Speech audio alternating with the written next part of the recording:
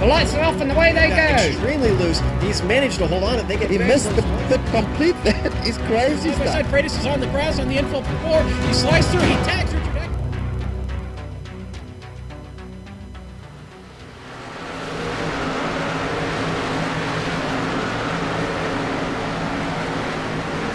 Hello and welcome to Iowa Speedway for the Iowa 125. This is the first race in the round of 8 in the 2016 Premier Racing League's Coastal Safety Auditor Grand National Series Race for the Championship, and we're going to have all the action from Iowa live here on the Global Sim Racing channel. Hi, I'm Samuel Ryman, and alongside me in the booth is Adam Young. Behind the scenes is our director Joe Peak, and our camera sets are provided by Dougie Beard. This race was initially set to take place back in June, but was postponed due to server issues at the time.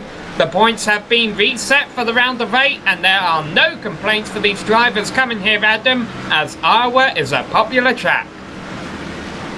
Yeah, Iowa ends up being like probably one of the racier short tracks on the iRacing circuit.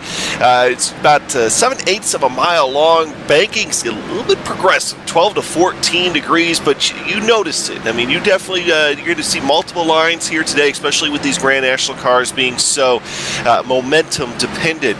We can expect about 60% fuel, 1 to 2 pit stops here for today, and it is a fixed setup. And as far as weather is concerned, well, we're looking at partly cloudy skies, temperature 82 degrees, which means a track temperature 107 degrees. Winds out of southwest about 10 miles per hour. Now, what that's going to do is it's going to make this track very slick. And these guys here in practice today, they've been sliding around just about everywhere. So that is definitely going to play a role here for today, and possibly not necessarily needing the pit stop for fuel as opposed to tires. So Rusty Wallace definitely outdid himself when he helped design this track a number of years back. Absolutely it did, and it is a popular race for fans and the drivers alike. Let's give you an idea of what it's like down on the track with our GSRC lap guide. Hello everyone and welcome to the Global Sim Racing Channel. I'm Brian Yazek. This is the GSRC Camaro, and this is Iowa Speedway. Iowa Speedway is a fun, little 3/4 mile short track, and it gives the drivers and the fans a whole lot of fun from the stands and the driver's seat. For your hot lap, drive it right down here below that seam, hook that line. There's a big bump right there in the middle of the corner. Once you get over that, you can pretty easily get back into the gas, but not too hard, as you'll just get very squirrely off of the corner. Down into turn 3 once again. You're not going to try to find that yellow line. You kind of run about a lane and a half above that. Straight off of the corner, down to the start-finish line. So as the run progresses, you're going to see guys all over this track. But a lot of them are going to run right here and try to split that seam, because it's going to let you get a nicer exit off of the corner. Turns 3 and 4, you're going to be rim riding up here. Let it float into the corner. Try to ride that seam a little bit, let it hook through the middle, let the car rotate back into the gas, swing it out here by the wall, and that will complete a lap around the Iowa Speedway. That also concludes our track guide. I'm Brian Yazek. This was the GSRC Camaro at Iowa Speedway.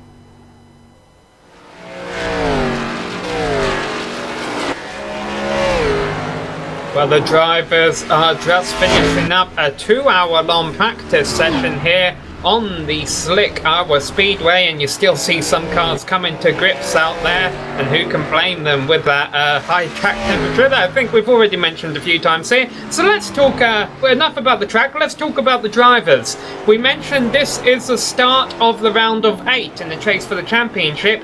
There you see we started with 12. 4 of those drivers have now been eliminated.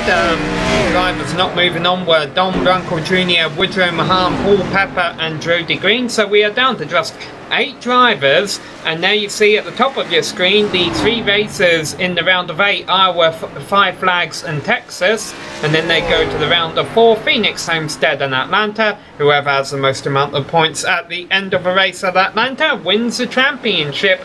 All 8 of those drivers are here to kick off the round of 8 tonight, so that's good news. It looked like we wouldn't have Brian Mellendorf for a little moment, but he actually just joined the session, so I guess he's been out there practicing in his own private session. These are fixed setups though, Adam, so I'm not sure how much you can learn in running around this track other than just learning what the car feels like. And from what we've seen up here in the broadcast booth, it looks like these cars are a little loose. Yeah, and those high track temperatures definitely taking a toll. And, of course, the looser the car is, the more you're going to have to start thinking about ripping apart those tires. I mean, it's going to start ripping them apart at the seams. So what I expect, actually, is because of those high track temperatures, I wouldn't be surprised if we see a lot of people try to start low and then work their way up. But I think you're going to see the really fast guys probably even start high, take the little bit of a disadvantage at the start of their run, and save those tires. And that's assuming, of course, we end up having long green flag runs, of course, and start work. They'll start high and end high as far as their line. I think it's going to be a very interesting, because Iowa opens itself to interesting forms of racing. I mean, pretty much any car you can throw on this track, you're going to see a variety and different approaches for it. Now, you mentioned about cautions there, Adam. Usually we do see clean races in the Premier Racing League, but I've got to be honest, on a short track such as this one, with 32 drivers, I wouldn't be too surprised to see the yellow flag fly 2 times today. The reason you saw the cars disappear from your screen and reappear is because we advanced from practice to qualifying right now. Each of the drivers has the track to themselves. For 10 minutes they get to do 2 time laps around here. If they make it through mistake-free, both laps will count, and we'll see how they grid up. The fastest drive in practice was a relatively new name to the series, Josh Cooper in the number 80. He ran a 23.933. Right now the drivers are on track qualifying, and Jeff Ward is on provisional pole, but still a lot of cars left to set a time. Yeah, so far only 11 cars have put down a time with, as you mentioned, Jeff Ward on the provisional pole. But Jeff Ward's time at the same time is pretty good, 24.035. Woodrow Mahan just behind him at 24.062. That's, of course, so far. It's going to be a pretty fast track, I think, right at the start. And I think it's kind of what you're seeing in qualifying, because with the fixed setup, remember, they're going to qualify with exactly the same as they're going to start the race with. And even during qualifying, I'm just kind of going through and watching some of these guys' laps. They're putting it right on the edge, so even some of them are breaking loose just being on the edge the first couple of laps. Now, one driver we'll have to keep a close eye on at the start here is Tommy Ryan. He is one of the trace drivers who has been having some connection trouble. He just got back in the session, and he's actually on track right now. It will be interesting to see Tommy on track here, because he was 7th fastest in practice, and hopefully his connection holds up and he gives us a good time here, because it's always interesting to see Tommy run up front there, Adam. He gets the job done, but he gets it done a lot cleaner than other drivers do. He isn't known for being an aggressive driver, and it shows on the statistics page. He only has 33 incident points for the entire season. I've seen some road course races where some drivers accumulate that amount in a race. Yeah, and just on a personal level, and having raced against Tommy and the handful of times I've been fortunate enough to do the PRL races, Tommy is a stand-up racer, stand-up driver. See him kind of breaking loose there out of 4. But he's gonna, one of those guys is gonna race you hard. He's gonna race you clean every single lap. He gives you the room that you need. I mean, he's very observant to what's going on around him, as far as, okay, hey, he's loose. He's gonna need an extra lane whenever I try to go get by him, so I don't wrap both of us in trouble. I mean, he's very forward thinking like that, and that's a benefit. And that's why you can get through an entire season and only have 33 incident points. Well, let's talk about what we just saw on screen right there. Josh Gruper was coming to start a lap and got in the wall exit in turn 4. Remember, he was our fastest driver in practice. He has yet to turn a lap. Fortunately, he was able to get the car woed up before his time began, so I think he's still got at least 1, if not 2 time laps here, but he gets close to the wall exit in turn 2 again. Let's see, what can this 80 car do? If he runs what he did in qualifying, he will take pole away from Drew Carroll, who has it right now. Comes out of turn 4, doesn't knock the wall down, crosses the line, and goes first. Josh Scroopit looks like we'll lead the field to green today. That Davey Allison throwback scheme there, that's what gave him that extra 100th from what he had during running practice. Josh Grupa just became my favorite guy in the race, seeing him running that scheme. I love that scheme, one of my favorite of all time. Ricky Harden, he's a driver who we see around a lot, but hasn't been making a lot of noise as of recent. Let's see what he can do out here in qualifying. He didn't turn a lap during practice, so I guess he was one of the late joiners to the session.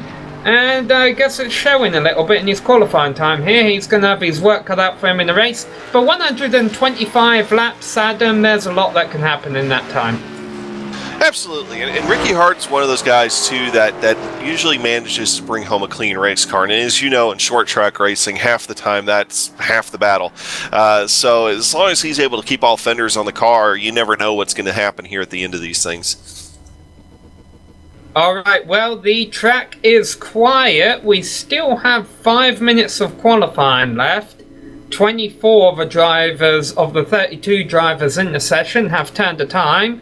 We may have 8 drivers electing to sit it out. 7 drivers, actually. Gerald Livingston, who is registered, isn't actually in the session right now. And it looks like they're having a drivers' meeting or something, so I think we can go ahead and give our Savage Spinners Pole Award winner to Josh Scruper, the only driver who got in within 24 seconds. And I've got to be honest, Adam, as we're going to see the replay of his hot lap here, he did worry me coming out of turn 2 and turn 4 both times. I thought he was going to knock the wall down. Loose as fast, on the edge of out of control. That's pretty much how you're going to have to describe that, using every little bit of racetrack here to try to get his time. And you notice they're going through 3 and 4 on his outlap. He's running that high line and then stays up there just enough comes down just enough to get a really good run out of 1. But that's going to be what you're going to have to do if you want to turn fast laps. But the problem is you're not going to be able to do that for too long with the heat in the tires here today.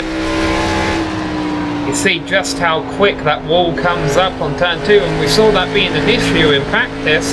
Hopefully these drivers tested the limits enough in practice and qualifying that they should be able to avoid it during the race, and that was 23.97 seconds of Scruper's best out there, and it was enough to take a pole by 0.03 of a second over Drew Carroll. We're watching the replay here. You see the live time as we go back to live action, counting down in the top left of your screen the amount of time they have left in qualifying. But it's just a drivers' meeting going on now. No cars on track, and it doesn't look like any drivers have any intentions of going out on track. So let's give you the starting grid here today for the Iowa 125. It is Josh Scruper on pole position by 0.033 seconds over Mr. Excitement Drew Carroll. Jeff Ward has been fascinating to watch this season. He'll be starting in 3rd place alongside Woodrow Mahan. It'll be interesting seeing if Woodrow can keep it up there, because he was only 13th fastest in practice. Troy Haight and JD Laird are on row 3 ahead of Chad Coleman and Brian Jarzik, and then rounding out the top 10 are Tommy Ryan and Jake Wright there, Adam. Yeah, starting in that 11th position, James Krahula. 12th, Paul Pepper. The 13th, in the inside of row 7, Joe Hassert. Outside of row 7, Travis McQuestion. 15th, Josh Martin. On the outside of row 8, and alongside Josh is DJ Beverly. Pierre Daigle. I like Pierre. I've talked to him several times. I still cannot get his name quite right yet. 17th position on the inside of row 9. Outside of row 9, Bryce Woodson Jr. And then Jonathan Lawrence starting the inside of row 10. And 20th position, Jeff Ryan. Ricky Hardin, we caught his lap on camera. He'll be starting 21st alongside Jason Galvin. And then Justin Rodden set the last of the competitive times then 23rd. Will Worsler quite far off a pace. It makes you think he probably made a mistake during his qualifying run, because he was 3rd fastest in practice. Carson Orbay, Mark Nobert, Gerald Livingston, Don Runkle Jr., Ricky Monzo, Adam Blattel, Randy Yoakum and Brian Mellendorf all did not set qualifying times, and we mentioned Gerald Livingston isn't actually in the server right now, so we will have 31 starters here today. That's quite a good field, Adam, but the bad news is there are no fast repairs in this series. Granted, there's no incident limit either, so you are going to want to watch out for the other 30 cars around you in the early stages here. Absolutely, and in these kind of chase formats and the win in advance, you've got 2 short tracks this time around. You got Iowa, and then you have 5 flags, and you got to think that Iowa is the one that you want to go ahead and try to get that win at, that we don't have to worry about 5 flags, because 5 flags is going to be 5 flags could very well be nuts. You got Texas on there with the 1.5 mile cookie cutter, but at the same time, you might be a little bit of a safe race, but at the same time, hey, you're starting up front. We got a lot of our chase contenders starting up front here today. Try to get that W and get through to the next round. Yeah, and then also you don't want to leave it all dependent on that last race at Texas. No matter how good you are at the last race, you never really want to put it all down to one race, especially when you can get it done tonight. And now the field are gridding up on pit road. They'll do 2 pace laps around here, if I'm not mistaken, because the track is less than a mile in length. And of course the drivers on the inside do have the option of pulling into their pit stall and dropping to the back if they're not happy with where they start. Now our director said that Dougie Beard has gave us a little new feature on the cameras here today. Let's see if we can zoom in on the cars sitting down pit road. We got a bit of a bit more zoom functions here. Here we go. We get a real close-up look on the cars sitting on pit road, so you'll be able to see the paint schemes in full detail here on the Global Sim Racing channel and identify your drivers better. Who we got there? The number 02 car starting in the middle of the field. That's DJ Beverly. Behind the 93 of Travis McQueeston there, and the 77 you also saw in the picture was John Martin. Man, we're going to have fun with this tonight, Adam. It's definitely going to help out, come pit stop times. I think pit stop time too, especially if we end up with a good yellow flag with a very busy pit road. So always the camera whiz Doogie Beard is. See a couple of our chase drivers right there. The 14 of Pierre Daigle lined up close to. I can't remember who the other one I noticed on pit road there was. I think it was number 1 of Joe Hassett. Well, all the cars are gridded up, but the pace car's gonna... Oh no, there we go. The pace car rolls off now.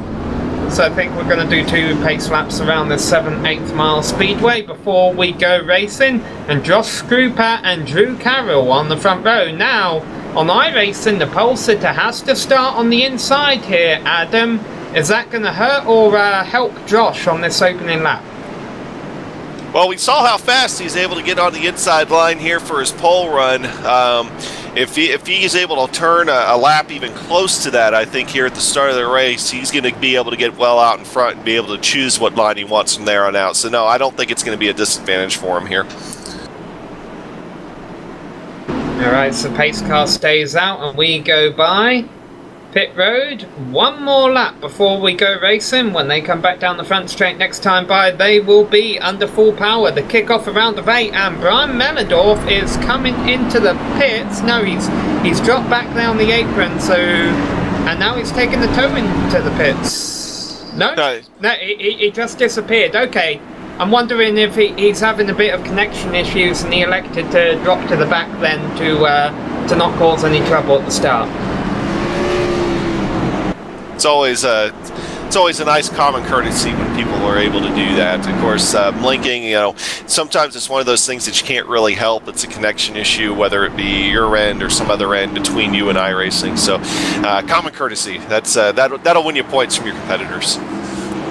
Yeah, but then you did see him get back into line there, so I guess he thinks it cleared up. I think Jeff Ward, also another chase contender, having connection issues there, lined up in 3rd place or 5th place, but hopefully he'll get those sorted, because we are about to go racing here. Pace car's off. Josh Scruper has control of the field. Green flag is out. We are racing at Iowa, and a bad start already by Winter Mahan, who started in 4th place. He's going to have to fend off the cars behind him.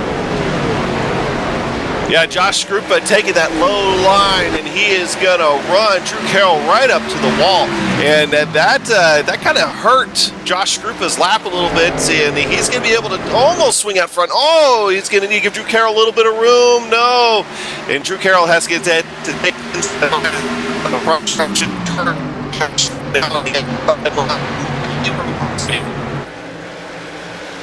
Apologies for any technical issues there. We see Drew Carroll is not able to get by Josh Scruper for that top spot. His car kind of washed up on the exit of turn 2. That may cost him a position to Jeff Ward here, who's now looking underneath him. And already it's beginning to seem that it's hard to make a move on the low line. So maybe, as you mentioned, Adam, we'll start seeing some cars run up high and try to lay rubber down. Carroll!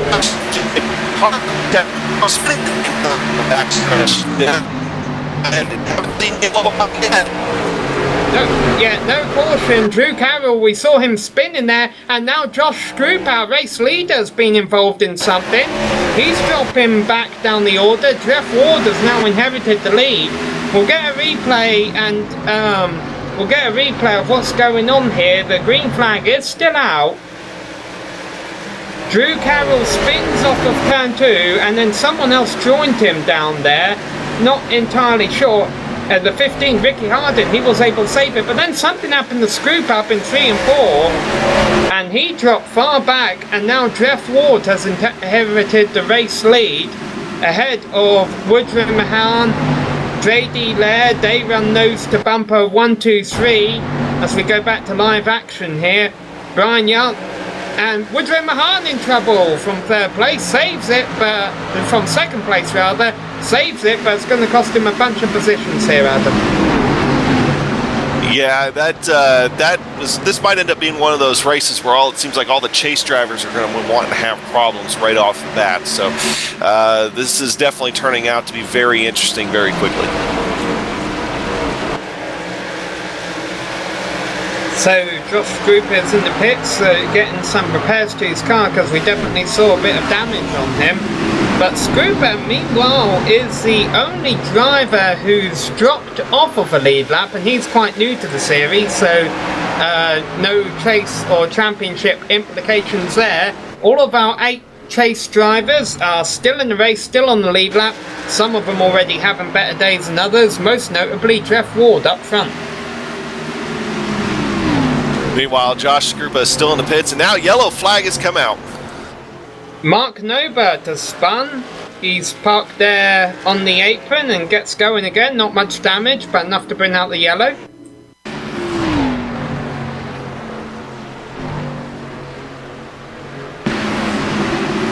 See exactly what happens to Nobert. He's running on his own. There is a car behind him, but that would have to be a dive bomb at that point. It may have been that. No, it looks like it was a bit loose centre in the corner. Yeah, it's those tires already. We're already starting to get into that range of practice where some guys were starting to have some trouble. And sometimes when you ride that, there's a little bit of a seam up there, and along with the bumps. And if you hit all of that just right, sometimes they'll send your back end around. So you kind of have to be a little bit careful. Carson did a fantastic job of staying off of him as he was getting ready to go around right there. So, problems for Josh Scruper, and more front runners early on have led Jeff Ward, and JD Laird elects to stay out. That was a late decision. It's a very interesting decision, actually. I mean, you notice that how fast everybody's already coming in. That I mean, we're only 9 laps into this race. Well, now 10 laps as they cross the start-finish line. So tires, obviously, a very important thing. Just about everybody deciding to stay out here right under the first caution. Yeah, JD Laird, James Cahula, and Jason Galvin have all stayed out. Now, will we see any drivers take 2 tires? It looks like Will Warsler may have done that. Most of the rest of the cars taking 4. Yeah, I really think 4 tires is going to be the name of the day. I mean, you might see somebody try to sneak something by in later stages of this race, but I think 4 tires is going to be pretty much the smart thing to do on every single stop here today. Yeah, Bryce Whitson also took 2 tires. He was second off of pit road behind Will Warsler here. And now James Cahula coming into the pits, and Will Warsler. I'm wondering if Will missed his pit stall. Meanwhile, Josh Scruper has retired from the race, which is unfortunate news for our pole sitter. So this means the driver who won the race off pit road, actually, is Bryce Whitson. He does that on 2 tires. Well, it'll be interesting to see then. That'll be kind of your marker to see what might happen later on in this race if we end up with a couple of late cautions and somebody decides to take a chance on 2 tires. Watching Bryce Whitson here as they go back to green in a few minutes, I think that's going to be a good indicator of what might happen. So JD Laird, it looks like, will lead Jason Galvin back to the green. Pace car lights are still on. We'll see if they go off this time by. And there you see the running order on the left-hand side of your screen.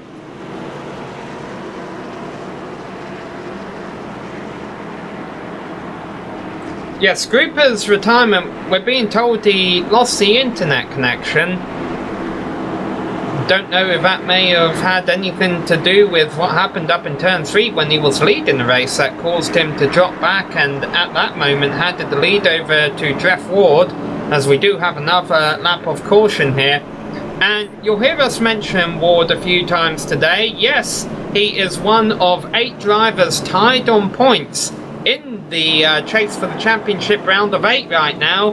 But he has a bit of an advantage over the competition, Adam, in that he has 7 wins this year, and that means there is a target on his rear bumper. Yeah, anytime somebody wins that much, I mean, you start to, I think the modern day equivalent would be trying to call it Jimmy Johnson syndrome. I think I might start using that term. Yeah, it works. Just take whichever era is the best driver at the time. It used to be Jeff Gordon syndrome, if you think about it.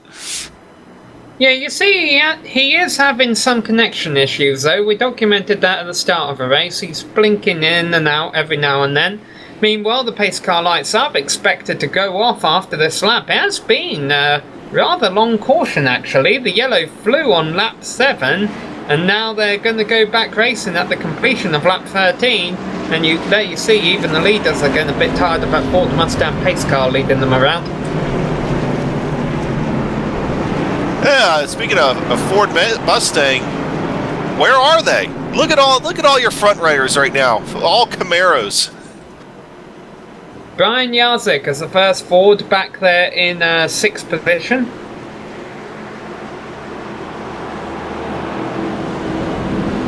And Yazik being from Michigan knows all about the car culture up there.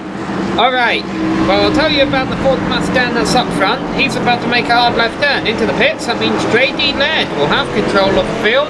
He's a driver who was 2nd fastest in practice, 6th fastest in qualifying. He has clean air. This is probably a good time for JD Laird. Let's see what he can do with that clean air. He gets a good restart. Yeah, that was a fantastic restart by JD Laird. You see, instantly moves up to the high side. It's only going to drop it down probably. Okay, I guess he's going to want to take it right down to the yellow line right there. You probably won't see him do that for too much longer. I think he's just doing it to try to get as much of a run out front right now as he can.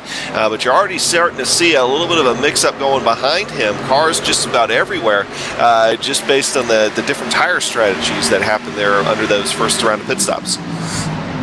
Yeah, it looked like Bryce Whitson would be in the middle of a 3 wide for a moment, but then he kind of gathered it up a bit. Bryce Whitson, no stranger to taking 2 tires, but right now he's got cars on the left of him, in front of him, behind him, Jason Galvin there on the high side of Jeff Ward, Brian Yazik. Oh, who is that? He got loose right there. Oh, big accident there coming out of 4 onto the front stretch. Who is sliding through the front stretch? Tommy Ryan. Tommy Ryan, man. That's going to hurt. And, of course, because he's off the racing surface, it probably won't bring out a yellow. No, it doesn't. And that all began with Jeff Ward. He just got a little loose over in turns 3 and 4. Really, everyone else there was an innocent victim as Galvin bounced off the wall, came back down into Bryce. That knocked Bryce into Tommy, and Galvin into Tommy, and Tommy Ryan was the one who paid the price for it. Yeah, it's that Jeff Ward just dipped that left front just below the yellow line. It was just enough to upset the car, and then it's just a chain reaction behind him. Real tough bake for Tommy Ryan. It's not like he had anywhere to go right there. Yeah, and one of our chase drivers too. Now Drake Wright, you see, was struggling with the looseness a bit there. He was dropping back to 6th place. He has Travis McQueestrom right behind him in 7th. Well, and anybody that's a Jonathan Lawrence fan, as all that was happening there on the front stretch, not long after that, he had an incident on the back stretch where he spun, put it in the inside wall, and he's gotten it back straight, but he's still in pit road getting repairs done. And of course, the other bad news about that incident, well, I guess good news for JD Laird, is because everyone from 2nd was trying not to wreck. The leader was kind of just out there on a Wednesday night cruise. JD Laird has opened up a gap. Granted, Brian Yazik is eating into that gap. Yeah, I'm surprised that JD Laird's it looks like he's really wanting to try to keep it on the low line right there. Just notice the difference with JD Laird riding that low line. They're both riding the low line through 1 and 2, but you'll watch Yazik take the high line through 3 and 4 here in just a second. JD Laird's going to try to take a little bit of a lower line. And you can watch the momentum change. Travis McQueestron noses it into the inside wall.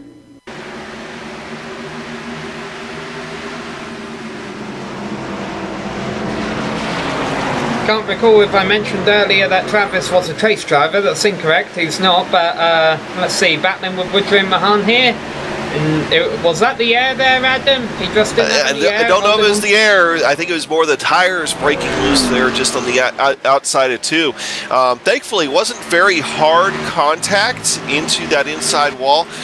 So if he's able to stay out in front of JD Laird before the next caution, I think he might be able to get that damage fixed and get back up front.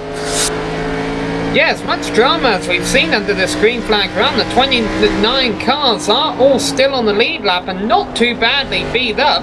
Meanwhile, though, we might have a new driver leading them around soon. And Adam Laddle, he ended up having turn 2 bite him too, and he spun into the inside wall just a second ago also. So lots of drivers having trouble outside of turn 2 here so far. Adam Blattell stays on the lead lap too. Boy, a lot of beat up cars here, still trucking along. Jeff Ward is actually still running back and forth behind Chad Coleman. Haven't gave Coleman a shout out yet, he's running in 3rd place. Meanwhile, Yazik, you can tell on screen, has caught Laird, but hasn't done anything with him yet. Yeah, here he comes, though. He's going to have the preferred inside line, at least where JD Laird wants. JD Laird tries to come down just a little bit, but they're going to both avoid contact there. And let's see what kind of lines they take here as they're running close. That was Adam Blattell you saw downstairs there, getting lapped. So yeah, that's a crossover movie for Yazik there. It will be easy for him to get alongside, but I just don't think he can make a move downstairs. It's going to be really hard, I think, at least through 1 and 2, where Yazik is going to be able to get JD, I think, is right here coming out of turn 4. He's losing a lot of momentum by taking that inside line. I don't think Brian's going to get him here this lap, but I think you're going to have to watch for next lap. I think he's going to be able to set him up for a decent run here. And while they've run single file, granted they're all over another, but they're still single file right now, they are running the same lap time as Coleman back in 3rd. It'll be interesting to see if this battle does heat up and they burn their tyres off, if Coleman will begin to catch him. We'll have to see. JD Laird's actually putting up a pretty impressive fight right now, considering how deep into the run we're starting to get. You got to think, though, he's starting to ride that edge where, how long are his tires going to hold out, trying to push it through 1 and 2 like that. And still watching the cars come off of turn 2. They are all still a bit loose, just waiting for the next car to break out. Hopefully it won't be one of his leaders as Brian tries again. Good move by Yazik. He actually had his nose out in front there just for a second, and he used to have the momentum, I think, maybe coming down the extras. No, JD Laird's able to get back up there. I thought, JD Laird was really sailing toward that wall for a second. He's really riding on the edge like we've been mentioning, and see how they do here coming down to 4. But I think the advantage here is that Laird, as Yazik, I thought he may have had something there, but it's not going to be the case. Laird is kind of still running the racing line there, maybe not as much as he'd like to. Yazik is the one who's really having to pinch his car down. I'm sure that Yazik is losing the tyre game here, but now he's finally in front of Laird. Is he going to shut the door? There it is. The door is shut. More slammed in front of JD Laird's face. And Brian Yazik's going to take the lead here. Let's see how long he can hold on to it. JD Laird trying to fight back as they go through 1 and 2. But I think Yazik's going to get the better of him here. Look for Yazik trying to run away from this thing here for a little bit. Unless, of course, he hurt his tyres. Oh, and we got another car down in the inside wall on the back straight, and it's Will Walsler. And he has smoke coming out the front of his number 3 machine. That is not good for the driver who was 3rd fastest in practice. Oh, and it's gonna be pretty significant contact here. Just watch as the back end once again comes loose and slams that inside wall really hard. But once again, we stay green. That's the way iRacing plays it. If a car is pointing backwards but it's on the apron, it says, it's not part of a race. Race on. Jeff Ward has been behind Chad Coleman for a little while, hasn't tried to make a move for third yet. He's thinking about it though now. It's those differences in lines once again. It looks like Jeff's going to settle right back behind Chad here. By the way, since that lead changed hands, Yazik is starting to open up just a little bit of a gap on JD, so it doesn't look like first is going to be at play here for a moment, but JD Laird still trying to push really hard to try to get back up there. Battle for 5th place right now. Bryce Whitson has a designed high line. Almost wonder if this is why Bryce took 2 tyres. He knew it was going to be hard to pass around here. If he could just keep it up high, although it goes low in turns 1 and 2 there, it's hard for the drivers behind to pass him. So he gets to keep all that track position he gained from taking 2 tyres. Well, he's also got a little bit of damage also from that contact that happened there not long after they took the green flag.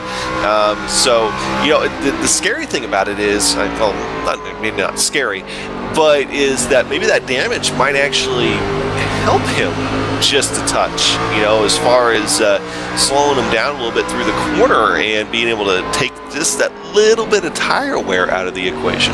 Sometimes I've seen it happen before.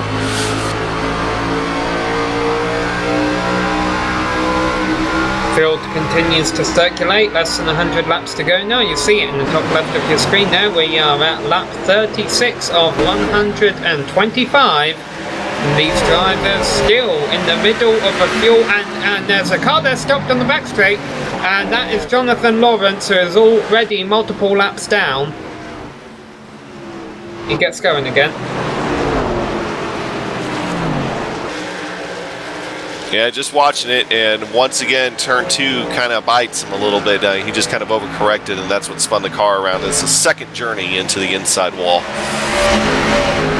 Battle heat ticking up for 8th place. We see it on screen here. At the back is Brian Mellendorf. And remember, he started towards the back, and now he's going underneath Paul Pepper. Paul Pepper, one of the 4 drivers who was eliminated from the race at the end of around the 12. He's running up in the top 10 right now, and they have DJ Beverly not too far in front of him in 8th. Now the leaders, Brian Yazik, starting to catch a little bit of that lap traffic. Some of the guys have had some problems with Travis McQuiston and Mark Norbert just in front of him. So we'll have to see how he navigates these guys, considering, in fact, they've already had some problems here today. Yeah, and of course one of those guys is Tommy Ryan, one of the Trace contenders. Now there is a Coastal Safety Auditor's lucky dog that could come out with best caution. Meanwhile, Bryce Whitson finally starting to get shuffled back in the field. You see Woodrow Mahana's gone by, and now Drake Wright looking underneath that number 99 machine.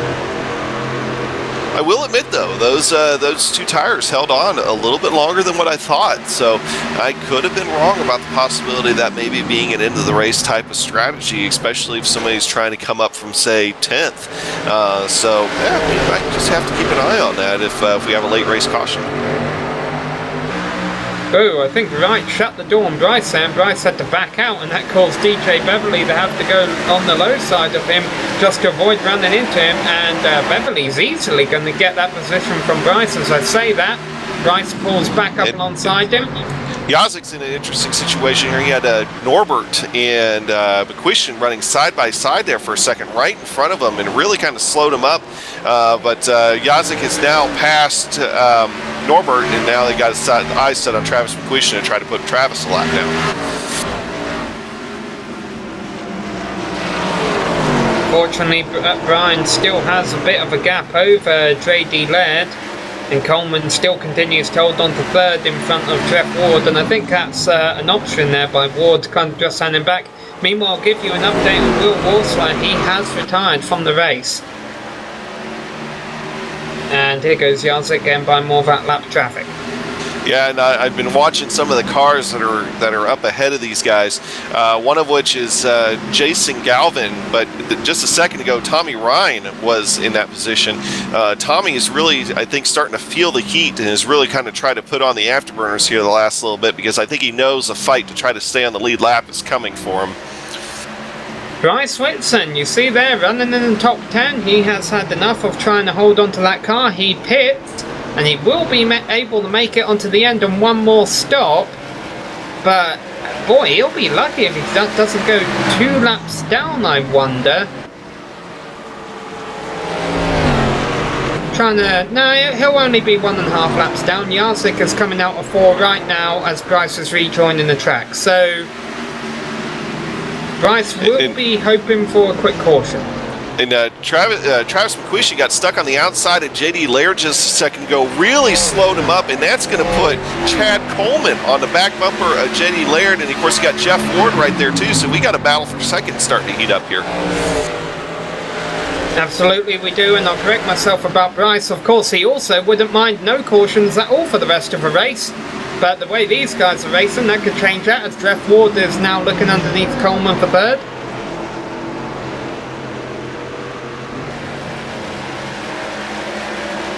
Battle for the 5th place has been heating up too. Drake Wright has taken it from Woodrow Mahan.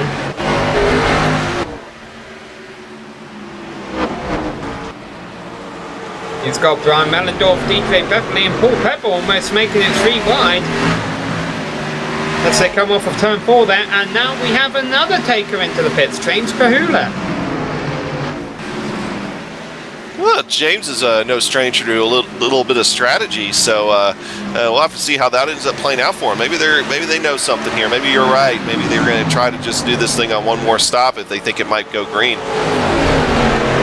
And why not? It seems half the cars that wreck today don't bring out a caution flag.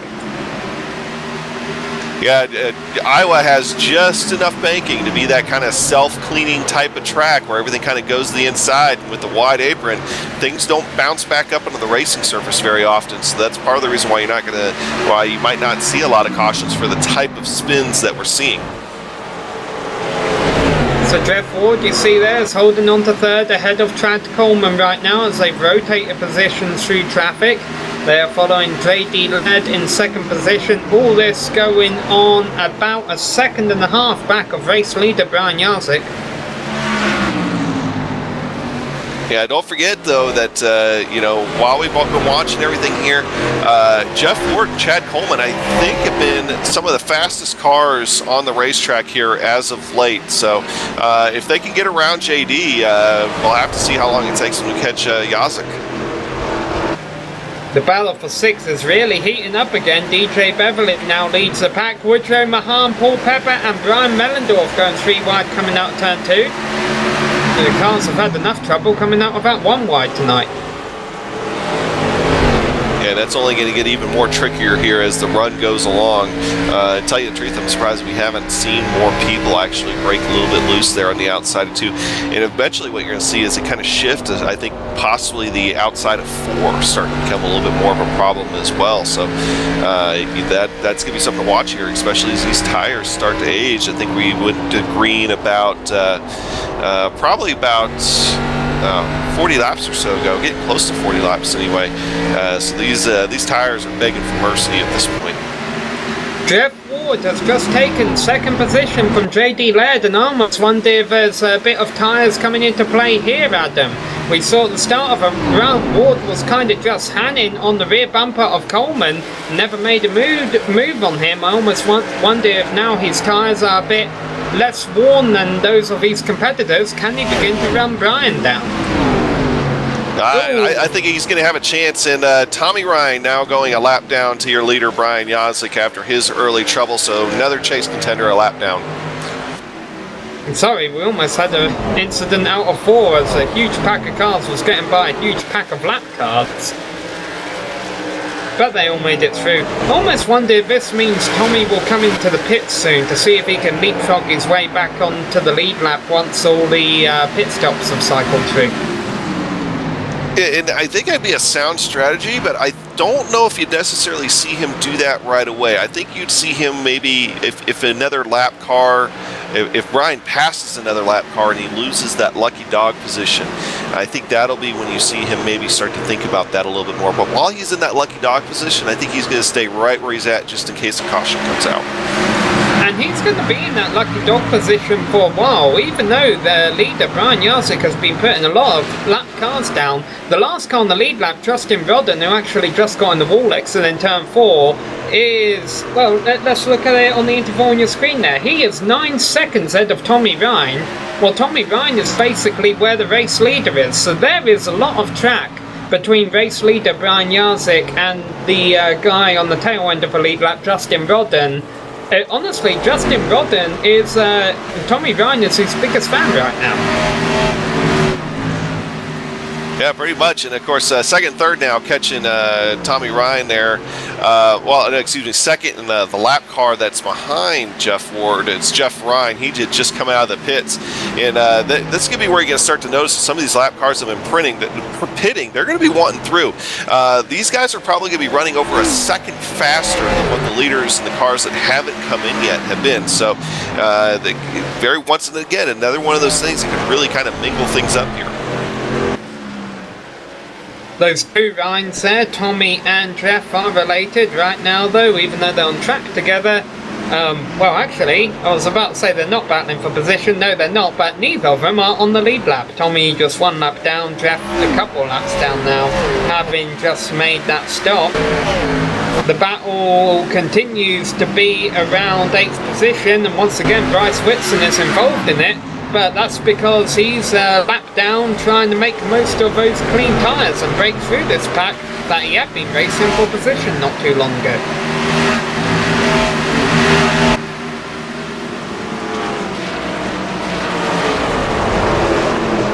On the high side of Paul Pepper, trying to make Jeff Wright get out the way. Jeff Wright slides up, they go 3 wide exit in turn 2, but they all make it through.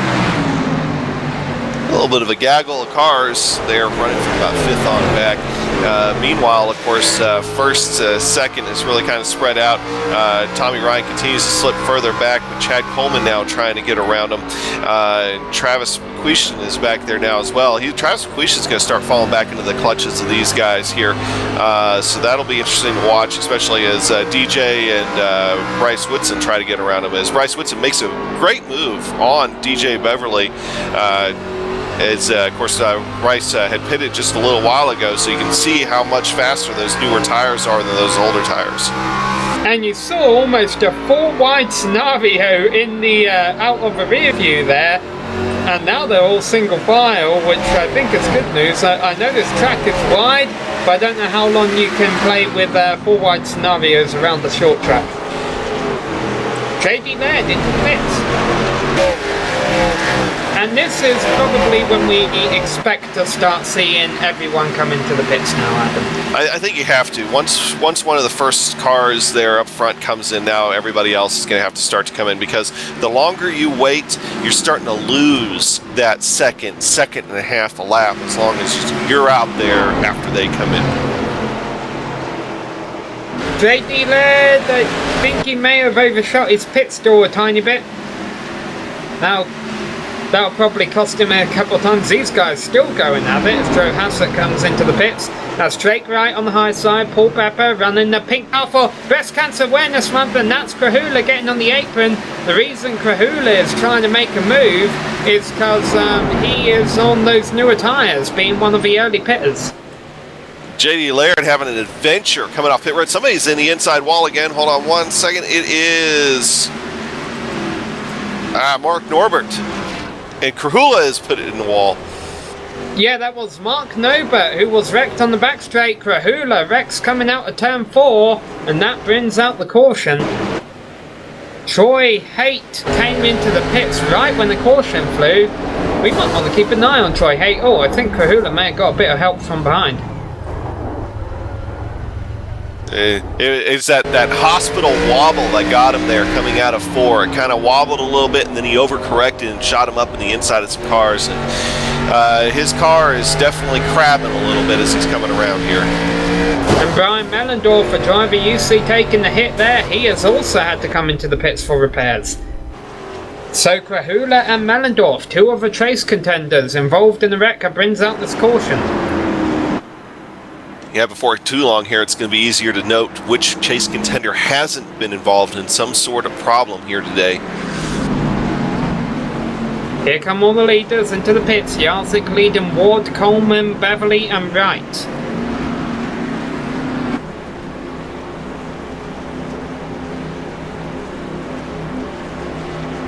Four tires for all of them, I'm sure. And this is going to put J.D. Laird is going to be in a position where he's probably going to have to take the wave around. And as he does, that actually is probably going to put him in the back quite a bit. So it's going to be interesting to see him try to work his way back up to the front here. And Brian Yarzik down off the tracks after taking 4 tires, and he will lead Chad Coleman off a pit road, beats Jeff Ward.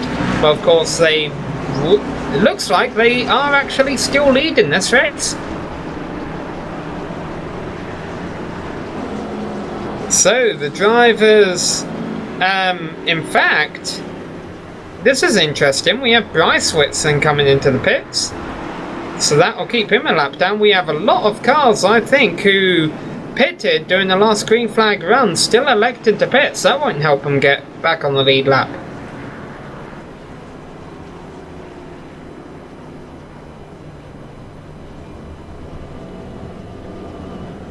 Gonna try and find out who got the Coastal Safety Auditor's lucky dog here.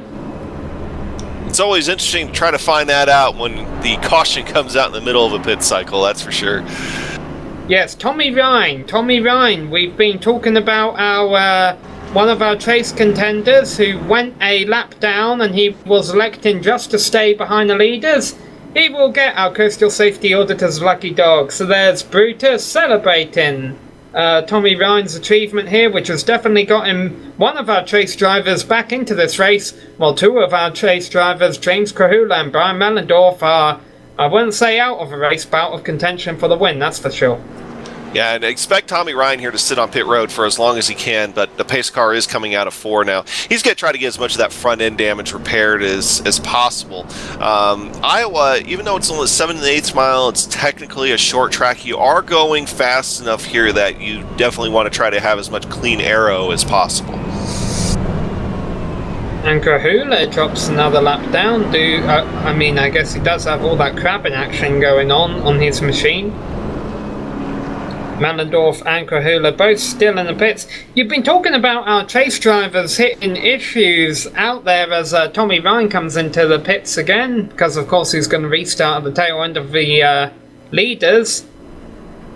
But I'm trying to go through here, honestly, Adam, and I think we've pretty much made note of the 3 Trace drivers who have hit trouble today, being James Krahula, Brian Mellendorf and Tommy Ryan. I think as many big names as we have seen involved in trouble, the other 5 have all still been up there. Yeah, you know, and one that's been kind of in the mix of it that really hasn't seen too much action today has been Pierre. He's just been kind of sitting out there just outside the top 10 and everything else, but he's managed to keep a clean race car for the most part. There are a lot of cars being waved around the pace car right now as the lights went off on the pace car, and for that reason the league organizer James Krahula is going to show the caution flag to give all the and a bit of a development here. Tommy Ryan has disconnected from the server, so he gets his lap back. What happened there? I heard somebody mentioning that something about screens going black. I don't know if they were talking about Tommy or not, but it would seem to match up. Tommy Ryan, disconnect from the server. Hopefully he can get back in here pretty quick and not lose too much. Well, things were looking good. Maybe commentator's curse there, unfortunately, for the number 6 machine. The good news, as you mentioned, is they are still under caution. If he can get back in it, and if we get a quick caution on the restart, he might not lose that many laps. Now the pace car lights go off. Well, it works out in like Jason Galvin's favor with having some of his problems earlier on in the race. He's able to come into the pits a couple more times, get a little bit more of that damage repaired. Granted, he is solidly a one lap down car. But hey, you know, it's short track racing. I mean, we could end up with that yellows breed yellows type situation. You can find yourself back on the lead lap pretty quick.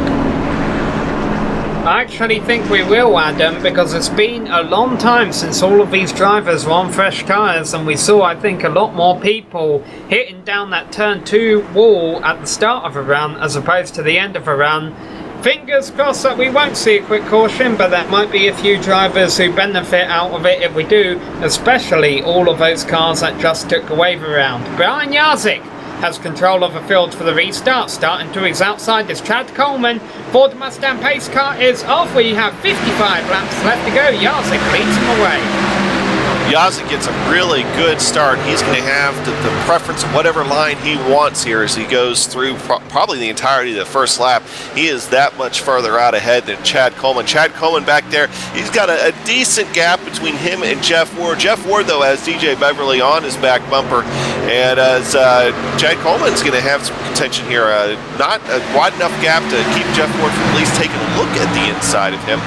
But Brian Jarzyk in control of the restart here as the first lap winds down. The leaders have got single file. That is far from the case for the drivers 7th on back as John Martin gets close to the turn 2 wall. He's got a pack of cars behind him.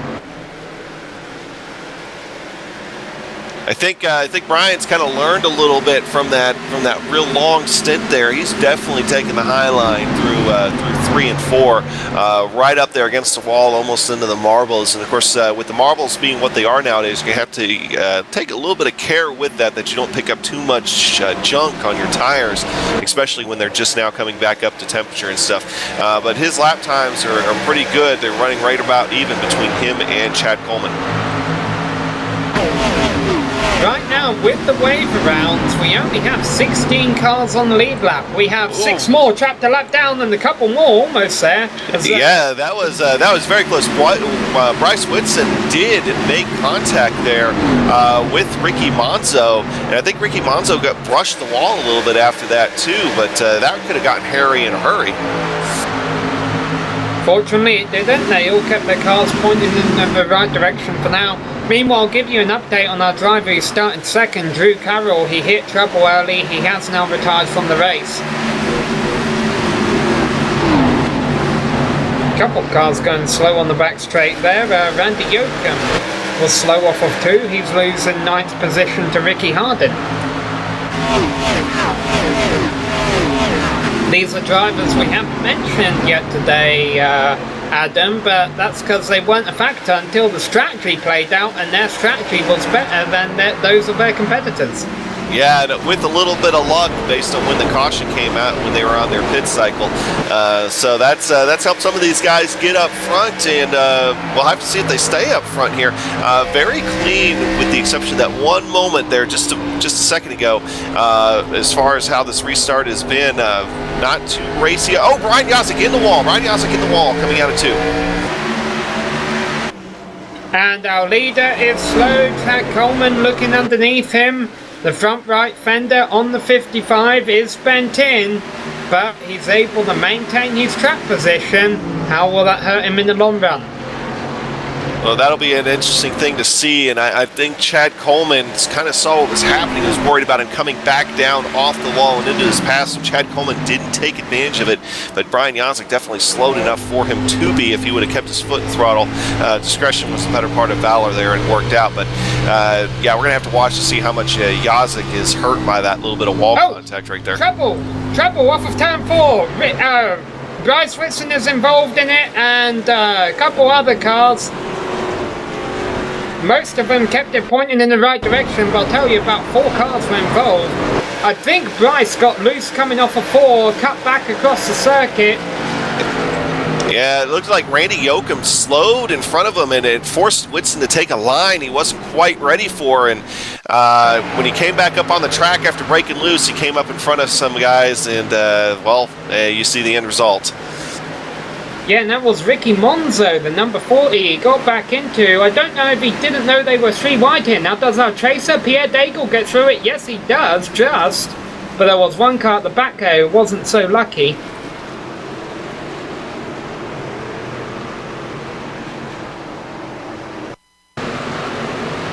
take an onboard ride here with Pierre as he tries to get through it. We'll see everything develop right in front of him, and as you see the car brake loose, there's those rear tires losing that grip. He's going to get down on the apron. It's like he comes back up on the track not realizing exactly where everybody was, and Pierre avoided disaster there. If that would have been just probably 6 more inches over, it would have been a big problem. I think the other car involved at the back of the picture there was Troy Haight. Meanwhile, you see all of the leaders have came into the pits. Brian Jarzik led them in, but I'm sure we'll see at least one driver take 2 tires here. And I wouldn't be surprised if that one driver ends up being JD Laird to try to get some track position back. He doesn't want to be back there mixing it up in a yellows breed yellows type situation. He wants to try to get back up front. And looks like JD Laird actually went ahead and took 4. Okay. Yeah, Jeff Ryan won the race off of pit road, but that's because he missed his pit stall. Brian Jarzik ultimately came in and out first.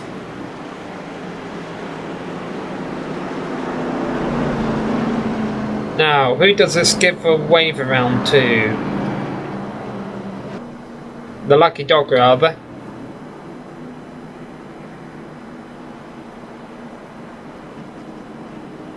Look, I believe it might have been it was Travis McQueeston. Yep. So McQueeston coming into the pits to get his service and stay on the lead lap. Yeah, not bad for a coastal safety auditor's lucky dog right there. He was able to put himself in the perfect position to try to get that there as the caution came out. Of course, he had a little bit of early trouble as well. So good on Travis. Get one more car back on the lead lap here. A bunch of people taking the wave around also. Yeah, I'm really surprised that we didn't see more drivers try 2 tires there. I don't think we really saw anyone try 2 tires there, Adam, considering how it had really worked off for Bryce in the early stages of this race. Yeah, and I'll say again, I'm actually a little bit surprised that JD didn't just to try to get back up front. I mean, he was an early contender in this race, that's for sure, before the caution kind of caught him out on the pit cycle. Meanwhile, the trade-in back and forth for second continues. Before our previous caution, it had been Brian Jarzik, Jeff Ward and Coleman. Coleman beat Ward in the race off pit road, but under the last caution, Coleman came in second and lost the race to Ward off of pit road.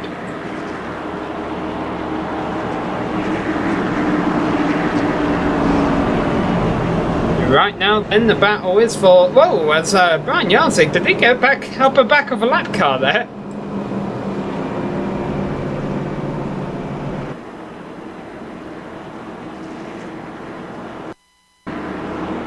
Don Runkle Jr. and Brian Jarzik got very close coming off of turn 2 here. He's just giving a little help. Well, I mean, he's already got that dent in the front right fender. Maybe he want the one on the front to match it.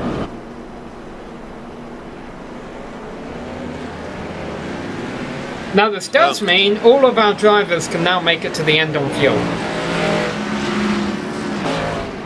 And James Gruel has went ahead and manually thrown the caution flag here just one more time, as we still kind of got some people in just different places. Yeah, when they have, in the Premier Racing League, when they have a bunch of cars get the wave around, they throw the caution and give them time to get caught up and sort themselves out. I think there was one race earlier this season where they didn't do that and it wasn't a very pretty restart. So that's what they're going to go ahead and do, and that means our race will restart on lap 85 out of 125, which means there will be 40 laps to go. It is a timed race to 90 minutes, but we're only about 45 minutes through it, so we should be able to make a race on completion of laps. But whichever way it goes, I don't think Brian Jarzik has much to worry about. He's been in control of this thing ever since he got up to the front. Yeah, but if he's got to be careful now. I mean, that wall, it's going to be tempting to try to tempt fate again, almost, especially coming up here. I mean, once he tries to forget about that first wall contact, so he's got to be careful. It's kind of a mental thing that sometimes you run into. And Jeff Ward's been getting a little bit better on his restarts, also. So we'll have to see if he's able to contend here with Yazik right off the bat, and maybe try to take away his preferred line.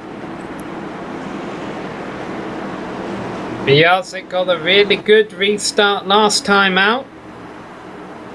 We're about to find out if he can do it again. Could it be the final restart of a race?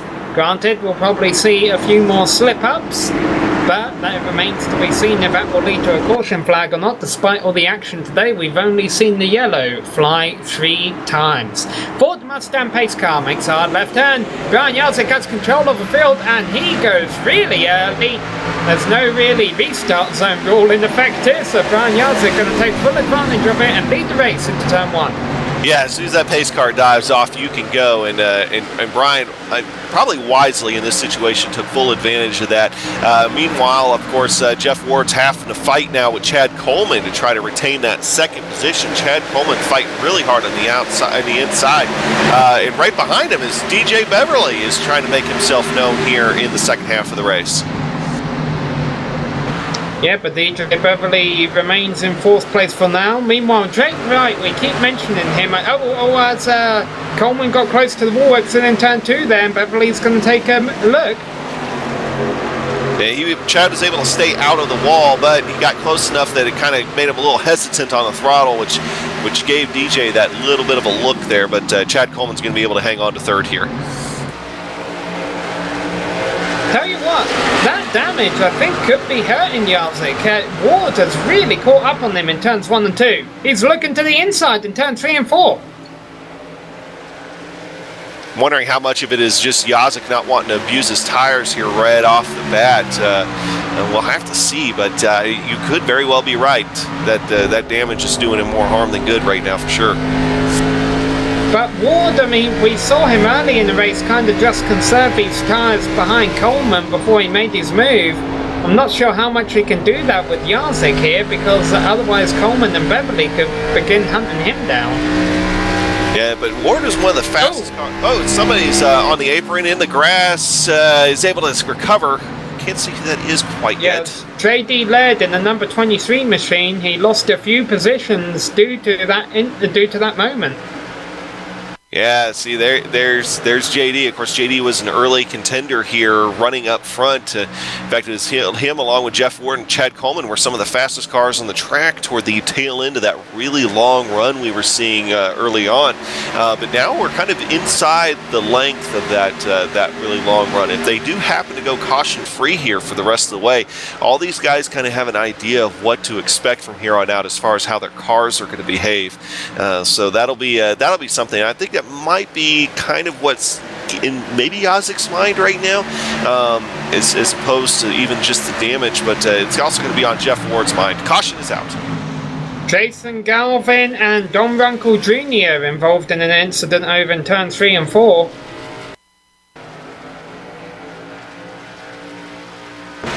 Both cars, well, I say both cars were off the lead lap. Jason Galvin had actually got a wave around them and was on the tail end of the lead lap.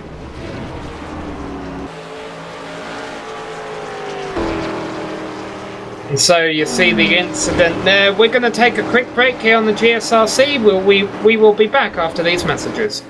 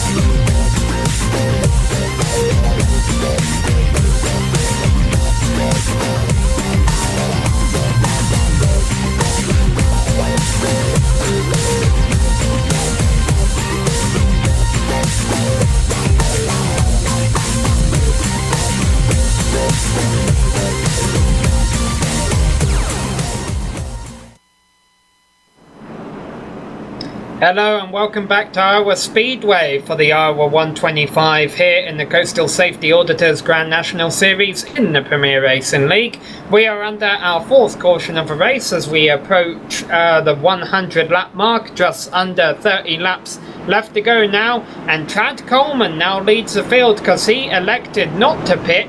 Ricky Hardin came in and did fuel only, and then DJ Beverly and Paul Pepper are the next two drivers in line before you get back to our driver who had been leading the race, Brian Jarzik. He took 4 tyres, he will restart in 5th. Who do you like here, Adam? I just based on who's behind him now, I'm really liking Chad Coleman. I think he's going to be able to try to get a good start here. It's really going to be crucial for him. But if he's able to get out in front enough, he might be able to overcome that difference in tires. And of course, it has been hard for any of the drivers to make a move here today. And we apologise for any quality issues that you were all seeing before our break here. But now the pace car lights are off, and Chad Coleman thinking about that checkered flag. He gets a good restart here on the green flag. He'll have a track to himself as he comes into turn 1 and 2. Boy, there, 3, 4 wide in the back. Drake Wright all the way downstairs. Gets loose on the apron, still loose. Oh, somebody's coming around there. I'm sorry, that's multiple JD cars Laird. around. Pierre. Pierre's around. That brings up the caution. I said Drake Wright. It looked like Drake Wright from the first angle I saw it, but that was JD Laird who was getting loose. And as you mentioned, Adam, Pierre Daigle also had something. And one of the causes of that, I think, is that DJ Beverly had started blinking, and I think everybody was trying to check it out because they didn't know exactly where he was at the time. Yeah, now you see, that was, I thought it was right on the apron there, but obviously it's JD Laird on the apron, and he gets loose. And then, is that McQueestring gets into the back of Pierre Daigle there and gets Daigle turned sideways? I believe so. Pierre does a fantastic job keeping him out of the inside wall, but that damage on the back end of Pierre from that contact is not insignificant. His back end's crumpled up pretty good. Well, it is a short track, Adam, but it's a short track where you want aerodynamics. Yeah, this is true, and with the angle that his rear spoiler is now pushed up, maybe it'll give him a little bit of an advantage, but not the type of advantage he was wanting to have this time in the race. I mean, he ran a pretty clean race, and just people couldn't check up. Sometimes it's one of those things that happens in short track racing. Looks like Don Runkle Jr., who was involved in the fourth caution of the day, got the lucky dog here. This is a fifth caution we're under now. So that'll put him back on the lead lap. The Coastal Safety Auditor's lucky dog. Savage Spinners. The Coastal Safety Auditor's lucky dog, I apologise.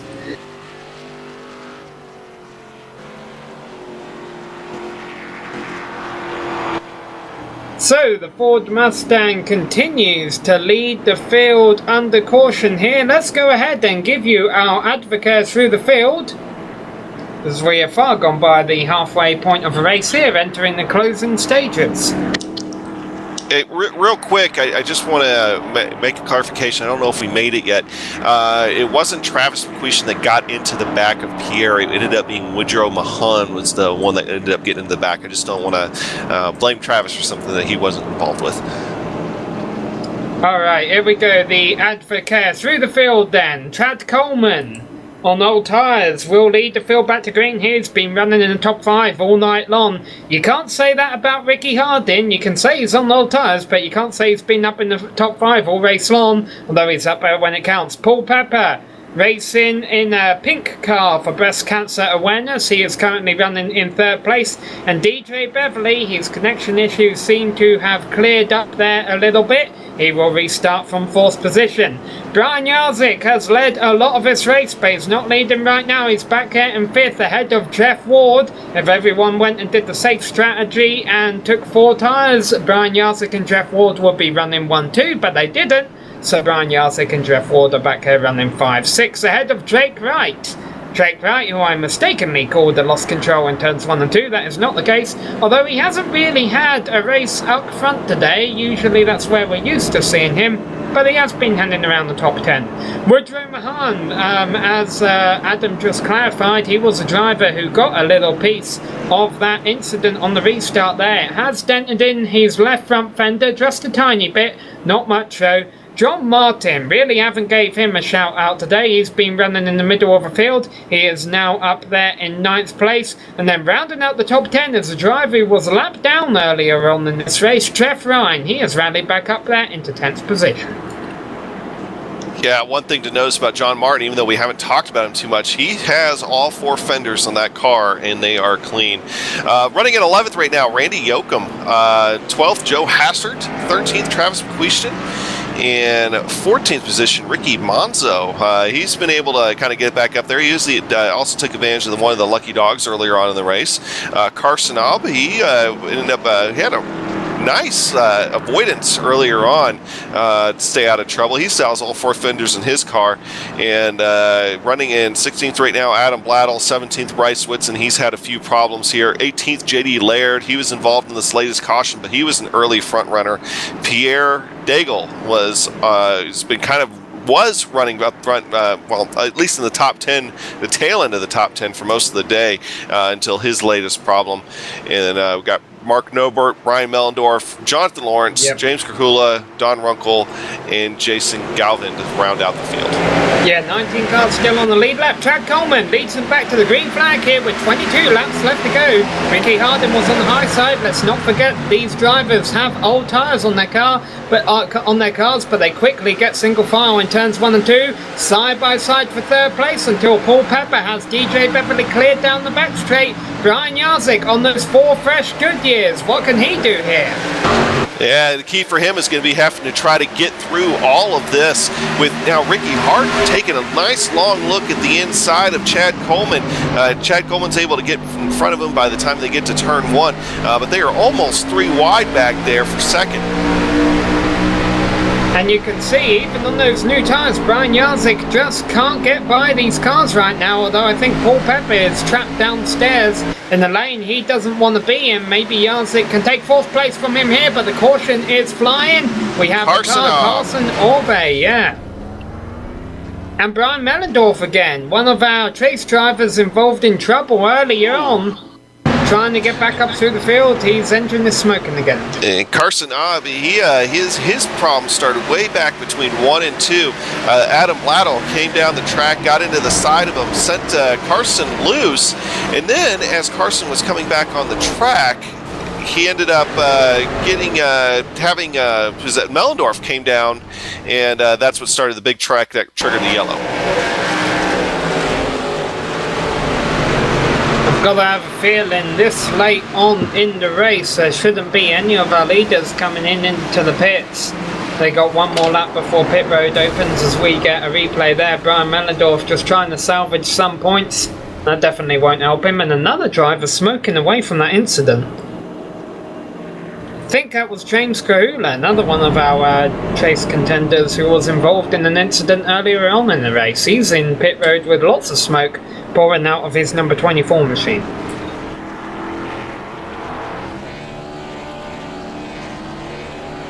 Well, we'll have to see here is once they get to the restart. And of course, the lucky dog coming around the outside is going to be Don Runkle Jr. Taking advantage of that lucky dog again. Granted, he is still multiple laps down.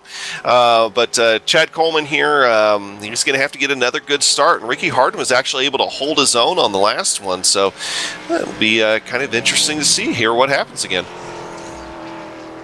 Yeah, they all were. It really looked like Brian Jarzik was going to try and make some moves through the field on the restart, but he just wasn't able to do that. He wasn't even able to get by Paul Pepper.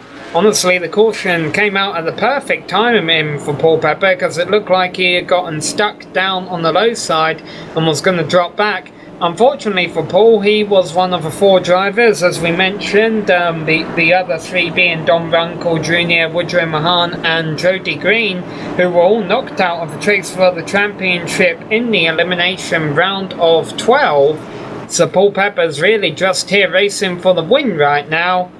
He really hasn't been battling up there for the win so far today, but who knows? Still a lot to go in the closing stages of this race. Yeah, and it's, you know, you still got this many cars in the lead lap, too. You're going to have lots of guys trying to go after it. I mean, we still have 19 cars in the lead laps, thanks to some of the wave arounds, pit cycles, and also all the lucky dogs that we've been having here lately. So you're going to have 19 hungry drivers, including some of them that we know are fast enough to run up front. And then you got a couple guys up front with old tires. Well, I mean, cautions breed cautions. That's all I'm going to say about that.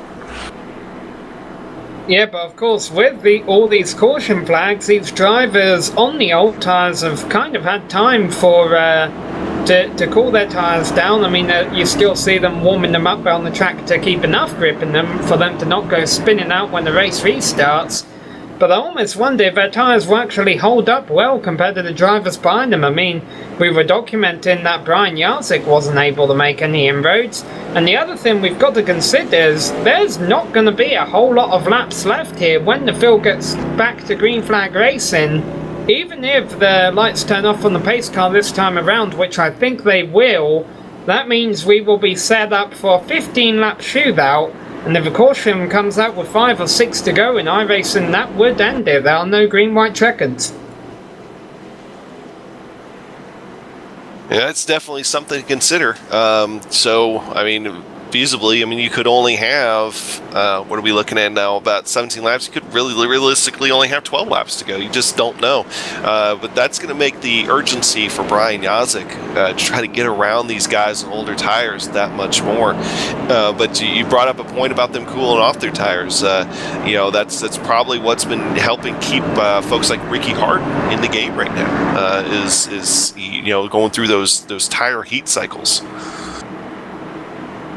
Well, let's talk about our 8 drivers still in the chase. We got Pierre Daigle, Joe Hassett, James Kahula, Brian Mellendorf, Tommy Ryan, Jeff Ward, Drake Wright and Brian Jarzik. We've documented the troubles that a few of those have had today. Chad Coleman, not one of those drivers. He's just here for the win. As a matter of fact, you could say that about Ricky Harden, DJ Beverly and Paul Pepper. The front 2 rows, in fact, are all just here for the win. I wonder if that means Brian Jarzik will say, I'll walk away with a 5th. I doubt it. Not a chance. Yeah, here we go. Back on the green. Great restart by Ricky Harden. Yeah, he's gonna push Chad Coleman here on the outside, maybe try to take away his advantage of being able to swing out to the wall. But this time around, Jarzik, I think, is gonna have an easier time getting around. Jarzik almost up to 3rd, almost up to sole possession of 3rd, and once he. Yeah, can he clear Beverly here? That is a question. Right now, it doesn't appear so. The battle for the top spot continues as well, with Hardin on the high side and Coleman on the low side. They remain side by side down the back straight. All drivers pointing in the right direction for now, although Joe Hassett got close to John Martin going down the back straight, and you see how close he is getting for the lead. Hardin, Coleman, they're almost spanning off each other, and the caution flies, and Beverly goes spinning, and Jarzik goes spinning. Jarzik somehow doesn't get hit, but that isn't what brought the caution out. Mark Nobert spun over in turns 3 and 4. How did Jarzik not get hit? We're gonna watch that, because the caution was already out by this point, and Beverly and Jarzik just go spinning off of 4, and Jarzik he hasn't got the lucky dog today, but he was a lucky dog.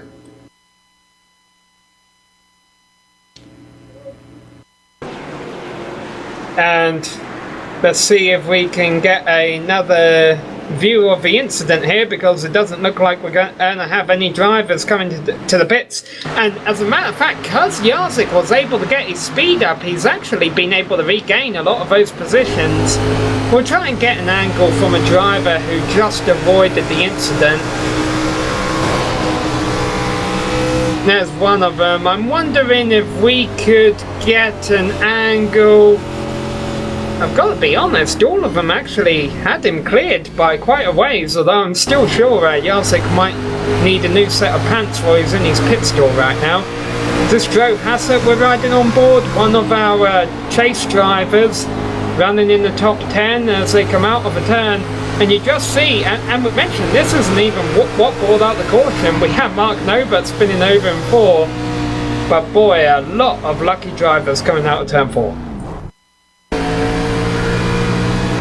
Now we'll see what actually brought this caution out with Mark Nobert over in turns 3 and 4. I think there may have been another car involved here. But I said it a few minutes ago. Cautions, read cautions.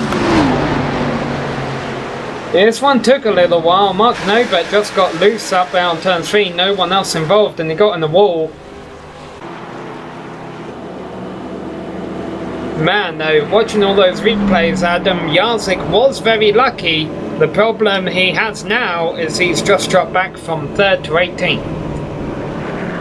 Yeah, and a wise decision on his part after everything that happened back there to come in, take 4 tires, and now he's going to have to try to mount some sort of charge coming up through the field. But, that coming off 4 there, I'm still trying to figure out how everybody missed Jarzik. I have no idea how everybody missed him. And it's like we were saying, it wasn't even like anyone got close to hitting him. They all had plenty of clearance on him. It must have been that bright blue paint scheme. Everyone could kind of see him coming out of 4. If you're wondering what colour to paint your car, paint it fluorescent orange, I suppose. Will help people avoid it in such a scenario. Meanwhile, though, let's talk about the drivers leading right now, because we actually have a new leader through all of that. Ricky Hardin must have had his nose out in front of Chad Coleman when the caution flew. So now all of a sudden, thanks to his good restart and just hard side-by-side racing with Coleman, honestly I thought it would be these two who would bring out the caution. Hardin is the one who leads this race with less than 10 laps left to go.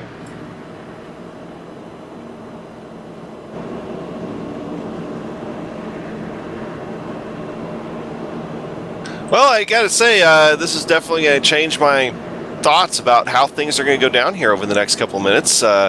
Is DJ Beverly, is he taking a look here on the inside? What's he thinking here? I wonder if he was trying to psych out Pepper into thinking maybe he was going to try to come down pit road there for a second. Our pace car lights, let's see if they go off as time by.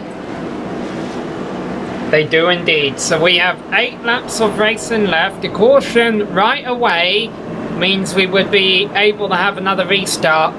What Ricky Hardin really wants to do here, Adam, is get a really good restart. And then run 2 or 3 laps ahead of Coleman, and then the caution come out. You know, and of course, if that happens, that'll seal the deal. But those lights are. You know, I'm not sure who's going to be more nervous here, to tell you the truth, Chad Coleman or Ricky Hardin. Ricky Hardin, if he ends up coming away with this thing, what brilliant strategy. At the very least, what brilliant strategy to be able to get him up into this position, because I got to tell you, we weren't seeing that on the radar here a little while ago. He started in 21st position, really woes him up, and now he goes. A really nice launch. Coleman's not going to have anything for him in the short term here. Let's see, he might have to have all 8 laps to go green. But the drivers in the back of the field are going to change as Rohasser gets turned by Paul Pepper. Oh, big incident, big incident. It's a mess over in turns 1 and 2.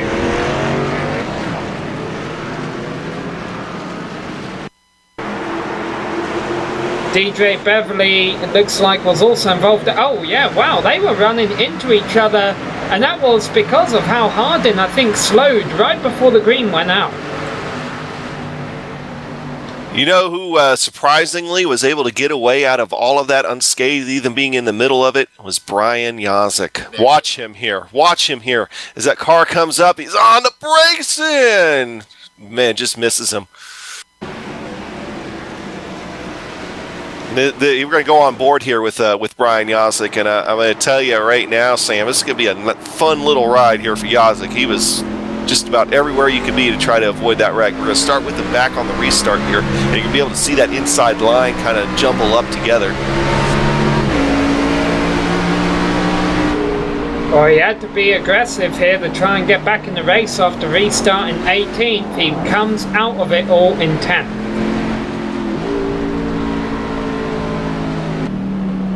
Whew. Man, it doesn't get much closer than that. You could tell though that he was hungry. He wanted to get back up front, and he was going to take advantage of that accident. But he did it perfect. He was able to stay out of trouble and gain a few spots. So Pierre Daigle, we got lucky earlier on. He is our trace driver who gets bit here. Meanwhile, Dom Runkle Jr. gets another wave around. That puts him just 2 laps down now. Hard to believe just a little while ago he was, what, 5 or 6 laps down? Yeah, problem is he can't get any more lucky dogs at this point as Joe Hassett comes into... No, Joe Hassett doesn't come into the pits. He was just running down low. Let's see, where are our 8 chase drivers? We have Pierre Daigle is in the pits getting repairs. Actually, just came out of a pits getting repairs. Joe Hassett is still running up there in the top 10. James Krahula, multiple laps down after an earlier incident with Brian Mellendorf. So Brian Mellendorf also multiple laps down. Tommy Ryan, we're not quite sure what happened to him. We think it may have been some kind of software issue. He'd had bad luck earlier on, then he was starting to have good luck, and then he had really bad luck. Jeff Ward, he is still up there in 3rd place. I haven't mentioned him yet. He could certainly be a threat for the win if a final 3 or so laps go green here. Drake Wright still holding his own in the top 10, as is Brian Yazik somehow or another.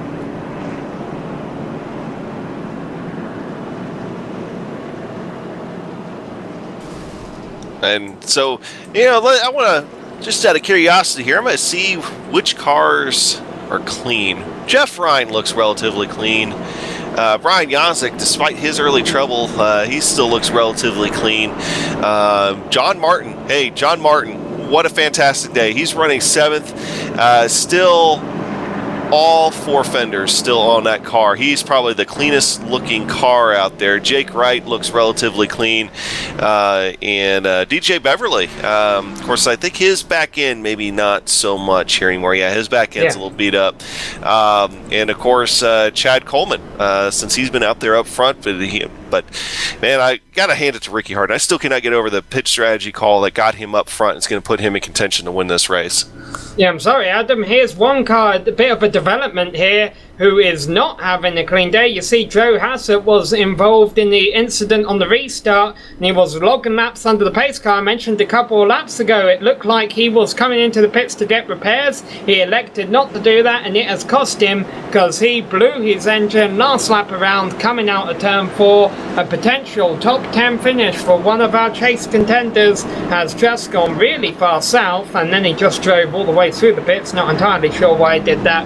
So that is another bad finish for one of our chase contenders, and he'll have to see if he can make a win at Five Flags or at Texas.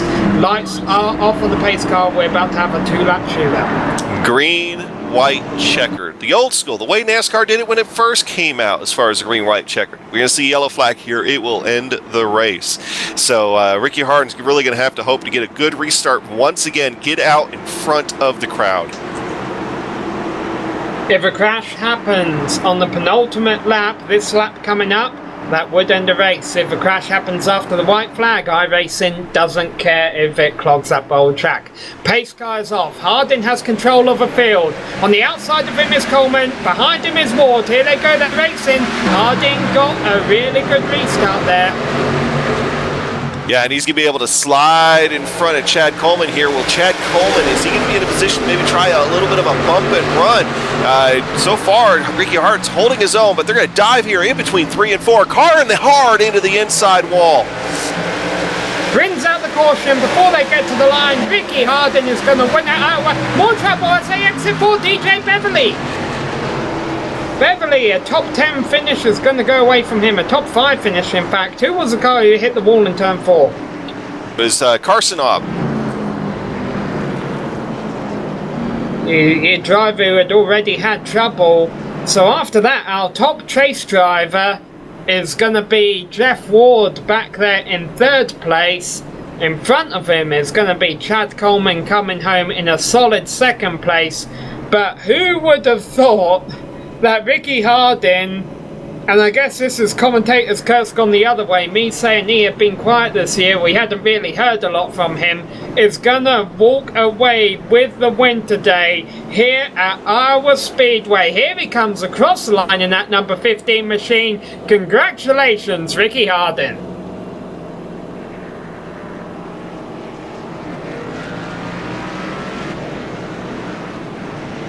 Yeah, so Carson Norbay and a couple other cars who I think who had trouble earlier on in the race kind of got involved going into turns 3 and 4 there with 2 laps to go, Adam. That ended the race.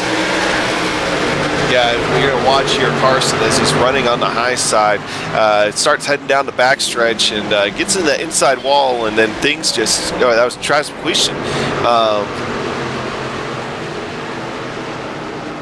Sorry here, it's just that kind of was what set the precedent in motion. That's what brought out the yellow, and of course you mentioned the problem with DJ Beverly there just a little bit ago as well.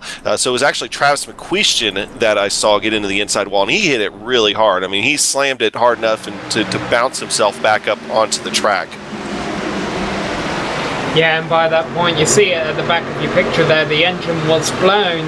Now the unfortunate thing about that is even though DJ Beverly spun here coming off of 4, he wasn't spinning until after they crossed the line. They probably would have finished the race there, but I'm not sure anyone had anything for Ricky Hardin in that closing lap. He created a bit of a gap, but it looked like track position was everything tonight. Ricky Hardin did what he could to get it, and he is going to walk away the winner here tonight at Iowa Speedway. What an eventful race. We saw a bit of everything out there tonight. Ricky Hardin takes the checkered, and there are lots of big points implications. We'll run through them all here when we come back on the GSRC. We will have a full race rundown and drive interviews for you in just a moment.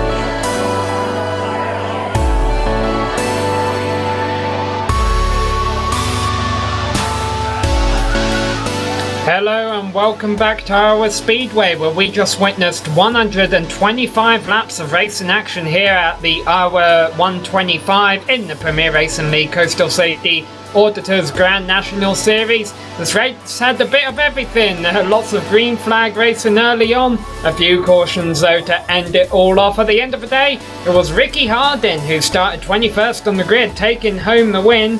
Chad Coleman in second place. And then in third place is our first of our 8 chase drivers, Jeff Ward.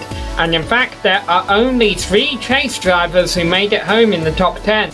Woodrow Mahan was not one of them. He gets 4th place there, but DJ Beverly salvaged the 5th place finish after actually spinning at the white flag. Then we get to our second chase driver, Jake Wright. John Martin was in 7th, and then our third chase driver in the top 10 was Brian Jarzik, who salvaged an 8th place finish after a lot of good luck late on in the running there. JD Laird, he had an up and down day. Unfortunately, he finishes back in 9th place. He definitely had the car that could have done a lot better than that. Randy Yoakum salvages a solid top 10 there, Adam.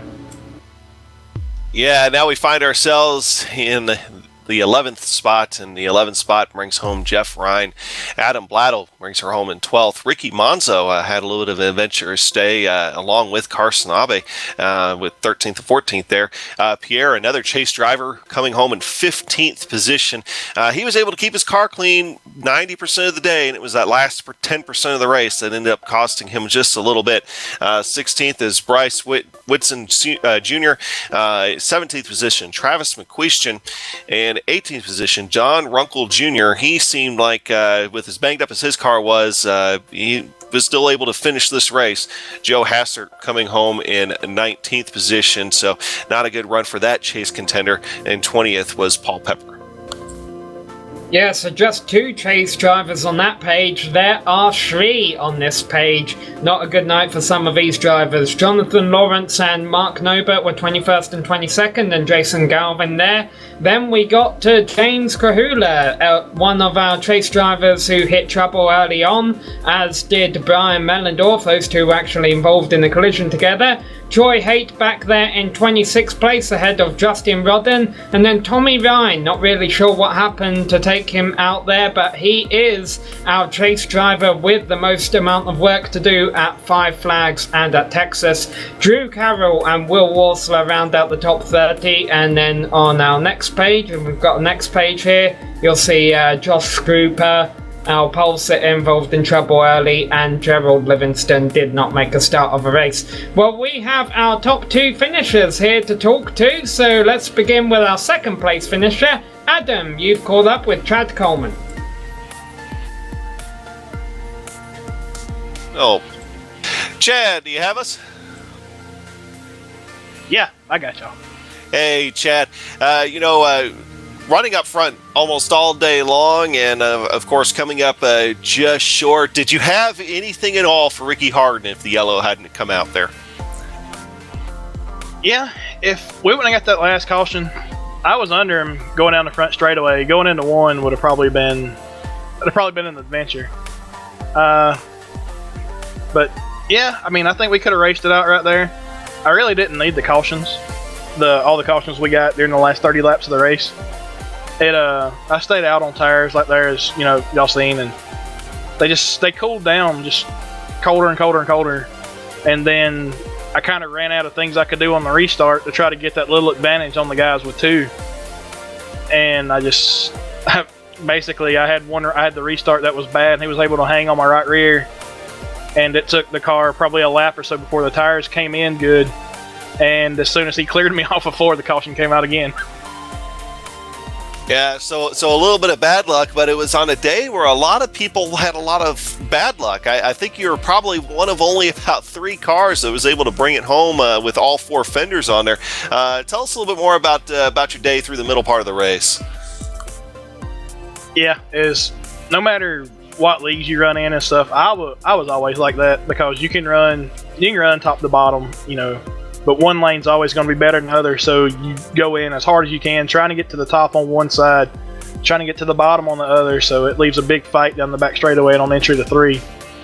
And I always end up like that. You always end up, especially with late race cautions, stuff like that's going to happen because people will just drive and try to get in line and run over each other. And I mean, it happens. It happens in the best of leagues, and you got a bunch of guys racing on top of each other with a couple to go. It's definitely going to happen. That's why I stayed out at the end. Well, that certainly ended up working out for you there at the tail end of the race. So, Chad, real quick, anybody you'd like to thank here before we close out? Yeah, I thank JD Laird, JDR Graphics for the paint scheme. Thanks Krahula and all the guys with Premier for the races, and thanks you guys for broadcasting. I had a lot of fun. Well, thanks for helping put on a great show out there today, Chad. Chad Coleman, your second place finisher. Alright, so that was Chad, and the driver he finished just behind at the end, who was down here in Victory Lane. We called up with Ricky Harden. Ricky, I've got to be honest, during your qualifying round we had you on screen and I said, boy, Ricky's been really quiet this season, haven't heard a whole lot from him, and you qualified 21st. We heard a lot from you at the end there. Well done.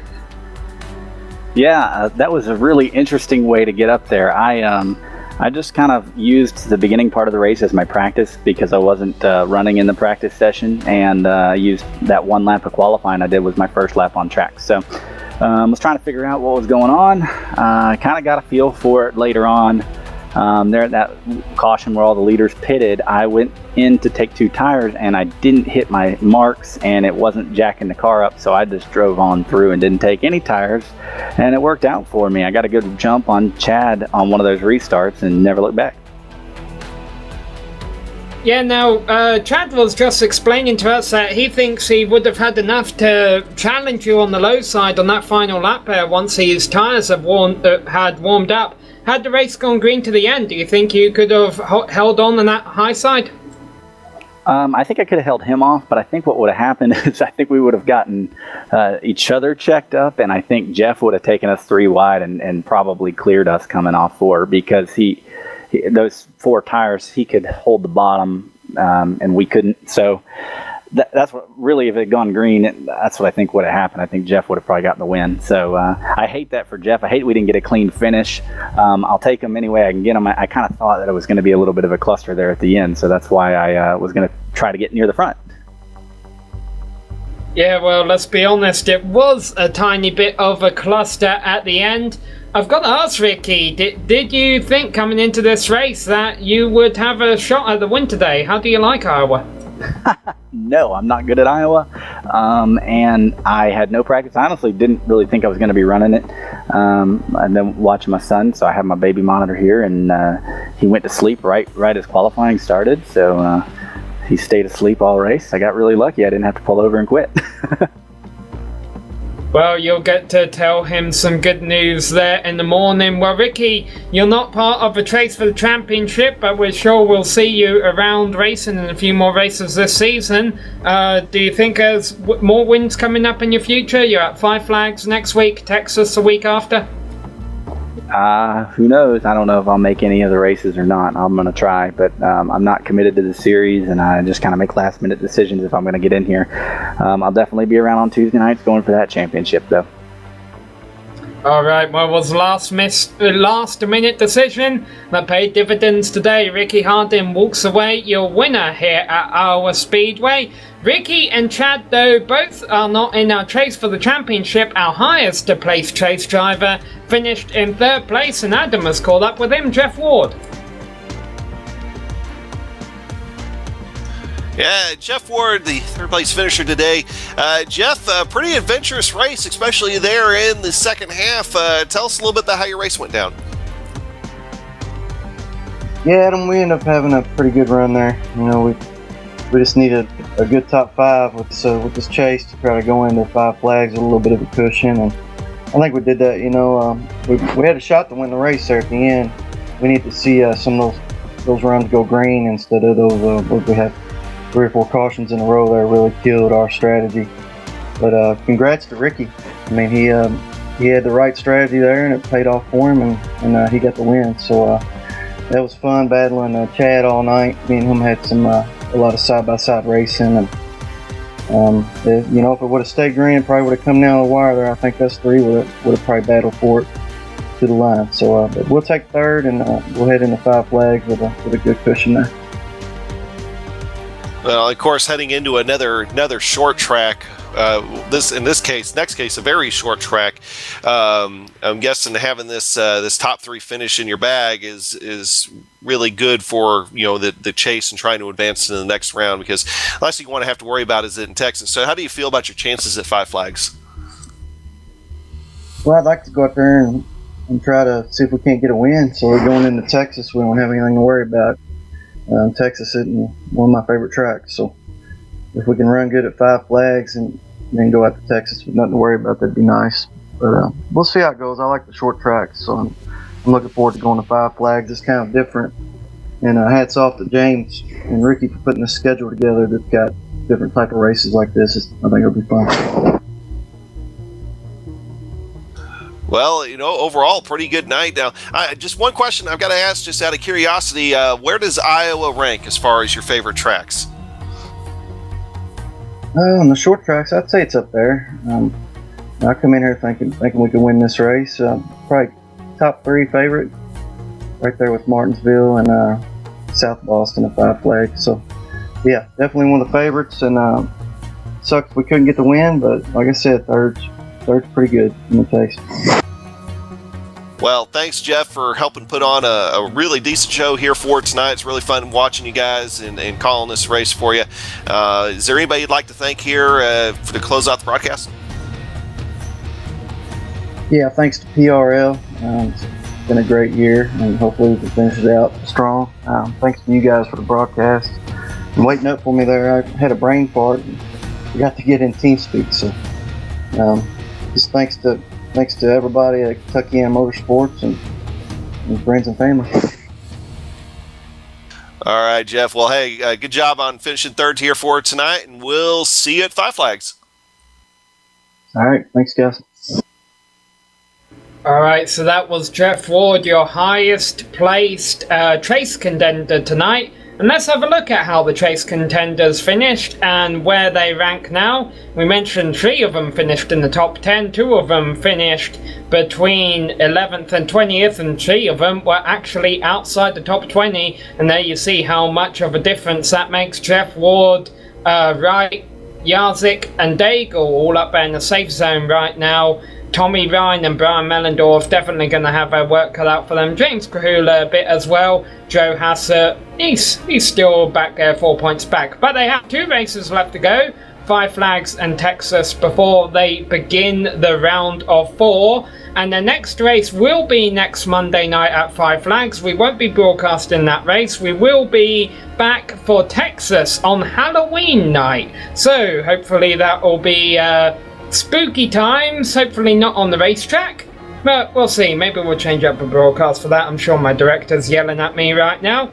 If you do like what you see in the Premier Racing League, they will have some cup racing action coming tomorrow night, and that is at a spooky track. They will be racing at Talladega, definitely a far cry different from Iowa Speedway. We would like to thank the organisers and the competitors in the Premier Racing League Coastal Safety Auditors Grand National Series for coming here tonight and putting on a fantastic show. We would also like to thank the makers of the various software and hardware. There you see them all listed on your screen. Thanks to the team today, Adam Young, Joe Peak, and our camera guru Dougie Beard. If you'd like to find out more about GSRC, you can find our globalsimracingchannel.com, along with archived races and upcoming broadcasts. We're also on Twitter at GSR Channel, Facebook at facebook.com/globalsimracingchannel, and of course on YouTube. A special thanks also goes out to Eric Ekholm and Casey Lalonde, who provide us with our music. You can buy Eric's on iTunes and Spotify, and Casey's at caseylalonde.bandcamp.com. And now coming up on screen we have all of our upcoming races for our other series, so be sure to check those out. Mark them down in your calendar, go do it right now. Don't miss another second of exciting racing action. But until next time, race clean, race hard, and we'll see you on the track.